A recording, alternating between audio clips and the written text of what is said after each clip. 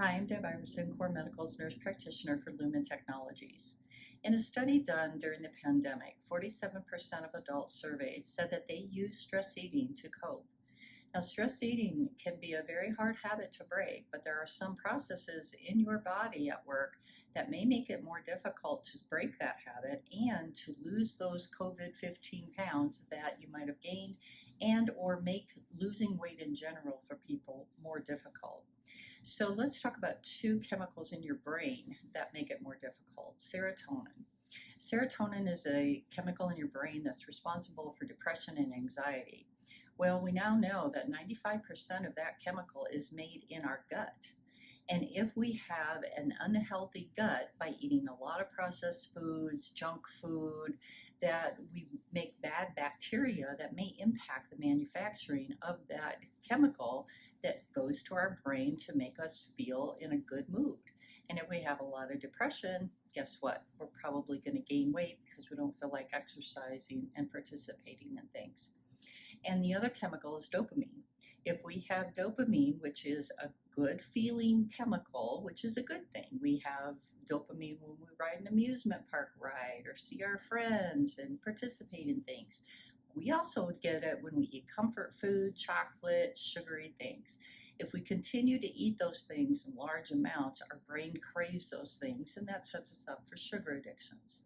Hormones in our body, we have our thyroid hormone, we have insulin, we have other hormones like cortisol and epinephrine. These contribute to increased appetite if they're not under good control.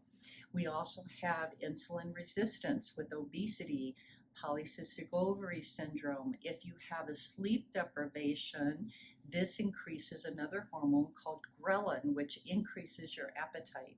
Now, there are some hormones in your body that decrease appetite.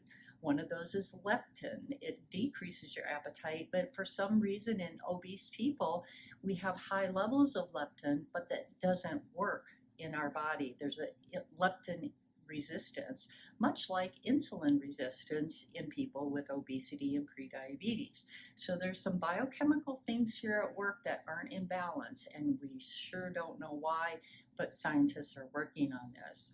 Another hormone that decreases appetite is the incretin hormones that were discovered many years ago.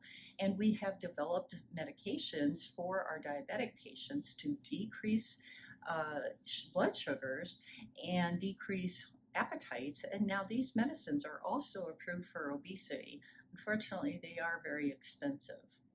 So what can we do about all this? Make sure you get into your physicals, keep your appointments with your PCP, get your labs drawn, get your labs up to date. Make sure there's nothing biologically going on that's making it difficult for you to lose weight. Get your sleep assessed. If you're not getting enough sleep, you're going to make increased amounts of ghrelin in your body, which increase your appetite. If your stress is not under control, you're going to make increased amounts of cortisol and epinephrine, which is going to increase your appetite. So stress is big. Now, another thing you need to do is go to this website right here, calculator.net, and look up your BMR, your basal metabolic rate. You plug in your age, sex, weight, all that stuff, and it'll give you a number. Now, for this example, it's 1,400 calories a day. Now, 1,400 times 7 is 9,800. We know that one day is never the same as another.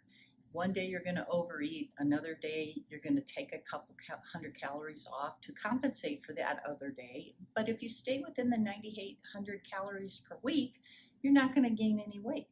If you want to lose, you might shave 50 calories off this day, 50 calories off that day, and you will lose. 1 to 2 pounds a week is reasonable.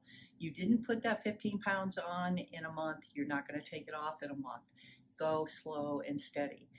There are beautiful apps out there now you can put on your phone and take a relaxation break at your desk. There are 8-hour sleep apps on videos on YouTube now that you can play during while you sleep to try to change your brain on stress eating and emotional eating. Get into your doctor, get into your nurse practitioner. We can do it here at Core Medical. Get your labs updated. Make sure that you don't have any of these physical problems. Get your sleep under control. If you're not getting 7 to 8 hours of sleep at night, you're going to increase your ghrelin levels and you're going to eat more. Make sure all these things are in check. If you don't have all these things in check, it's more than just diet and exercise. You have to look at your whole lifestyle and make sure that you're not setting yourself up to not lose the weight you want to lose. So take a look at your whole life and get your whole weight loss plan under control by planning and making sure that you have all the tools you need to be successful. Have a great day.